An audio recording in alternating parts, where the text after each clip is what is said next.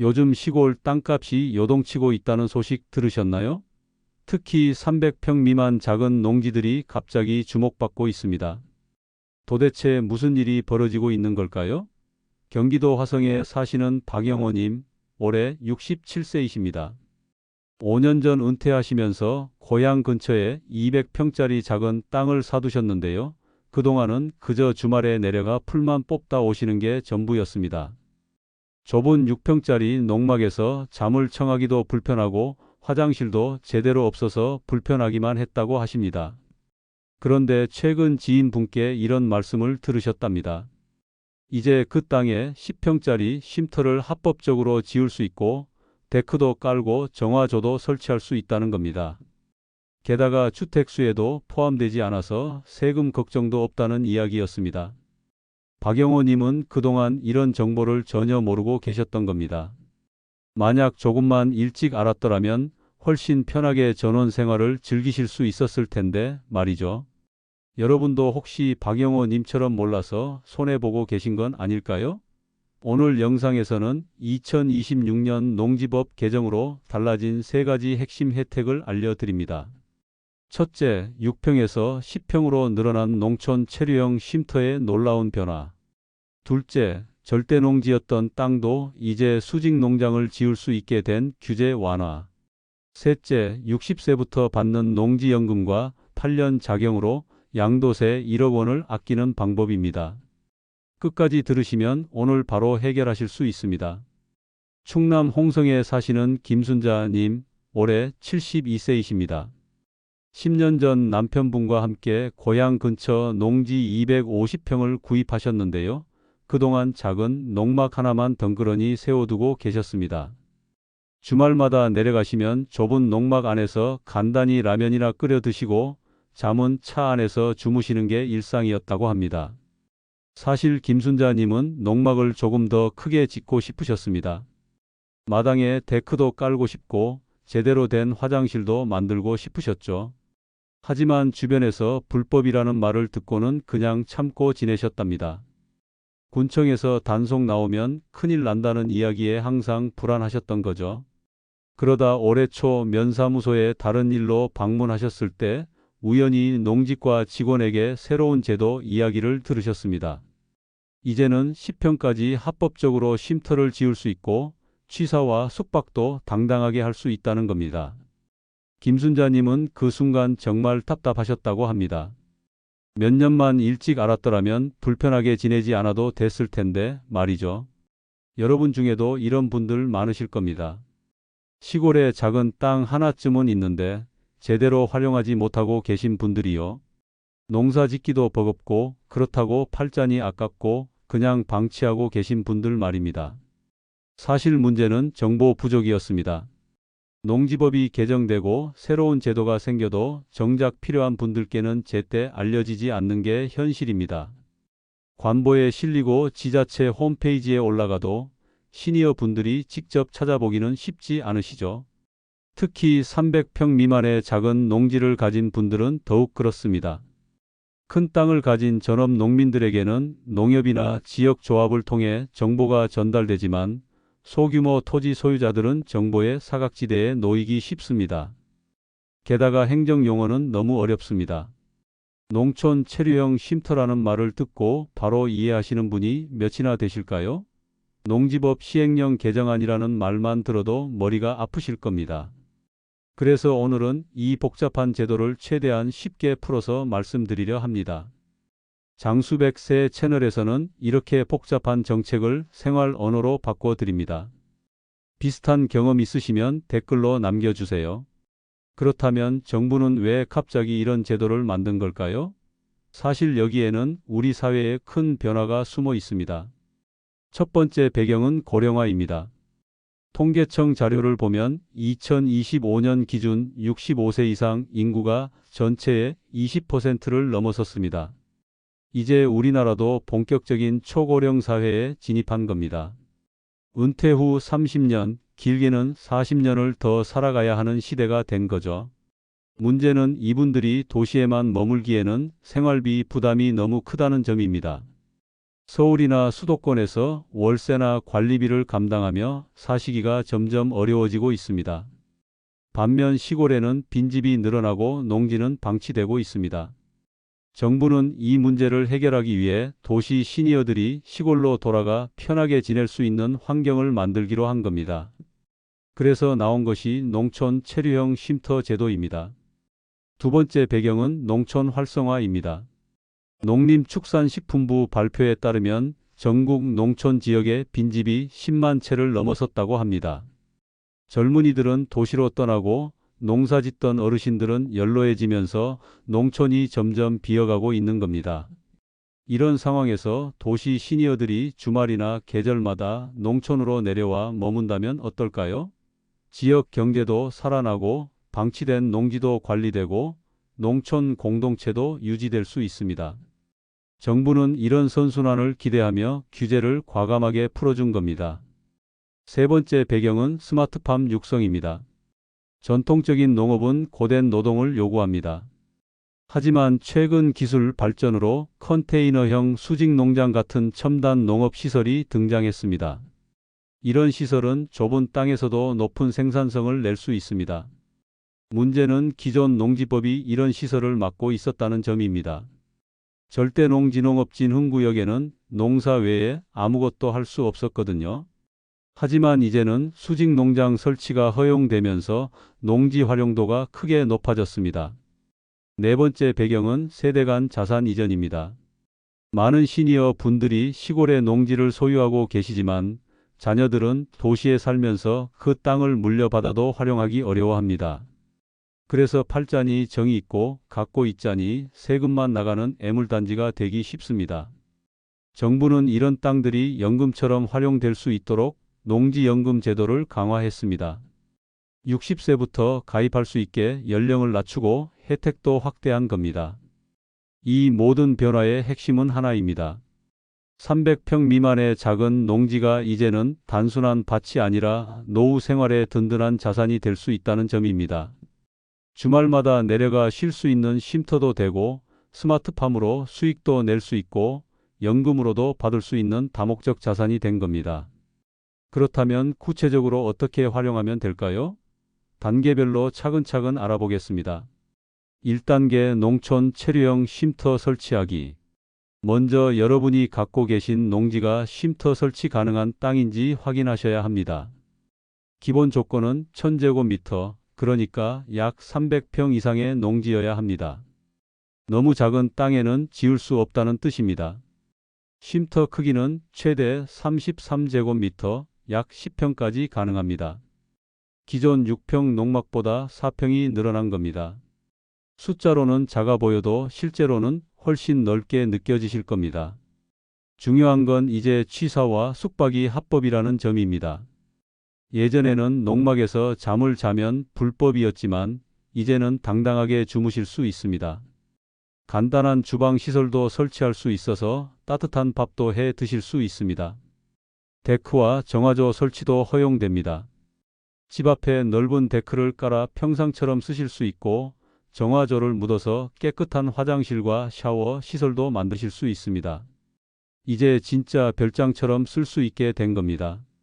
신청은 관할 시군구청 건축과에 하시면 됩니다. 준비 서류는 토지등기부 등본, 지적도, 건축설계도면이 필요합니다. 설계도면은 건축사무소에 의뢰하시면 50만 원에서 100만 원 정도면 작성해 주십니다. 많은 분들이 실수하시는 부분이 있습니다. 쉼터를 지었다고 해서 주소지를 그곳으로 옮기시면 안 됩니다. 주소지를 옮기는 순간 주택으로 간주될 수 있어서 세금 혜택이 사라질 수 있습니다. 반드시 별도의 휴양시설로만 사용하셔야 합니다. 2단계 스마트팜 활용하기. 여러분 땅이 농업진흥구역이라고 포기하지 마십시오. 이제는 그 땅에도 수직 농장을 설치할 수 있습니다. 수직 농장은 컨테이너 형태로 설치하는 실내 농업시설입니다. LED 조명으로 빛을 공급하고 온도와 습도를 자동으로 조절하면서 작물을 키우는 방식입니다. 날씨와 상관없이 1년 내내 재배할 수 있고 좁은 땅에서도 높은 수확량을 얻을 수 있습니다. 설치 비용은 20피트 컨테이너 기준으로 2천만 원에서 3천만 원 정도입니다. 딸기나 상추 같은 고가 작물을 재배하면 1년에 500만 원에서 1000만 원 정도 수익을 낼 수 있다고 합니다. 관할 농지과에 수직 농장 설치 신고를 하시면 됩니다. 농업인 자격이 있으시면 시설 설치 보조금을 받으실 수도 있습니다. 농업기술센터에 문의하시면 상세한 안내를 받으실 수 있습니다. 3단계 농지연금 가입하기. 여러분이 만 60세 이상이시고 5년 이상 실제로 농사를 지으셨다면 농지연금에 가입하실 수 있습니다. 여기서 주의하실 점이 있습니다. 땅을 산 지 5년이 아니라 실제로 농사를 지은 경력이 5년이어야 한다는 겁니다. 그냥 땅만 갖고 계시면 안 되고 농업경영체 등록을 하시고 실제로 작물을 재배하신 기록이 있어야 합니다. 신청은 한국농어촌공사 지사에 하시면 됩니다. 온라인으로도 가능하고 전화 1577-7770으로 상담받으실 수도 있습니다. 준비 서류는 농지등기부등본, 농업경영체 등록 확인서, 영농사실 확인서, 신분증, 주민등록등본입니다. 영농사실 확인서는 농협이나 농업기술센터에서 발급받으실 수 있습니다. 연금액은 땅의 가치와 나이에 따라 달라집니다. 예를 들어 공시지가 2억 원짜리 농지를 가진 65세 분이 종신형으로 가입하시면 매월 약 70만 원에서 80만 원 정도 받으실 수 있습니다. 많은 분들이 궁금해 하시는 게 중도 해지 가능 여부입니다. 네, 가능합니다. 땅값이 많이 올라서 팔고 싶으시면 언제든 해지하고 파시면 됩니다. 받으신 연금은 이자와 함께 상환하시면 됩니다. 4단계 8년 자경 양도세 감면 준비하기. 나중에 땅을 팔 때 세금을 최대 1억 원까지 감면받으려면 8년 자경 요건을 충족하셔야 합니다. 자경이란 자기가 직접 농사를 짓는다는 뜻입니다. 8년 동안 실제로 농사를 지으셨다는 증빙이 필요합니다. 먼저 농업경영체 등록을 하십시오. 농지 소재지 읍면동 사무소에 가시면 바로 등록하실 수 있습니다. 등록비는 무료입니다. 그 다음 거주 요건을 충족하셔야 합니다. 농지가 있는 시군이나 인접 시군에 사시거나 직선거리로 30km 이내에 거주하셔야 합니다.